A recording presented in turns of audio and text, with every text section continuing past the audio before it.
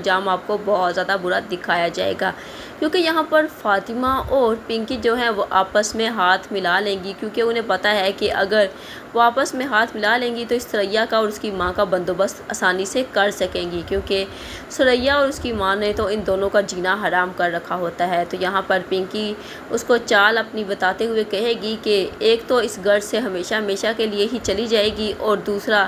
جو اس کی ماں ہے وہ تو اس دنیا سے ہی چلی جائے گی، کیونکہ وہ تو ایک ایسی چال چلنے والی ہیں۔ جبکہ دوسری جانب آپ کو یہ دکھایا جائے گا کہ احمد جو ہے وہ جب گھر آئے گا واپس تو یہاں پر آ کر گل سے پوچھے گا کہ تمہارے اور نوشی کے درمیان ایسا کیا ہوا تھا۔ تو یہاں پر گل پہلے تو بتانے کی کوشش کرے گی، لیکن پھر وہ یہ سوچ کر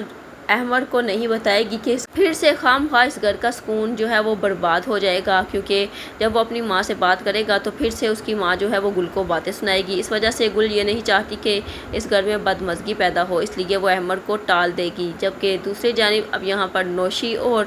جو گل کی خالہ ہیں وہ تو بالکل بھی سدھرنے والی نہیں ہے، وہ کوئی بھی موقع ہاتھ سے جانے نہیں دیں گی گل کو تنگ کرنے کا۔ جبکہ دوسری جانب جب ثریا کو کوئی اور راستہ نظر نہیں آئے گا تو وہ نومی سے یہ کہے گی کہ وہ گل سے صلح کر لے تو وہ بھی جیل سے رہا ہو جائے گا، لیکن یہاں پر نومی تو ثریا کو اچھی خاصی باتیں سنائے گا اور کہے گا پہلے تم نے ہم دونوں بہن بھائیوں کے درمیان جو تعلقات تھے وہ خراب کیے ہیں، اور اب مجھے تم کہہ رہی ہو کہ میں تھوک کر چاٹ لوں، تو ایسا بالکل بھی نہیں ہو سکتا۔ تو اب یہاں پر ثریا اتنا زیادہ مجبور ہو جائے گی کہ وہ گل سے معافی مانگے گی اور نومی پھر آزاد ہوگا۔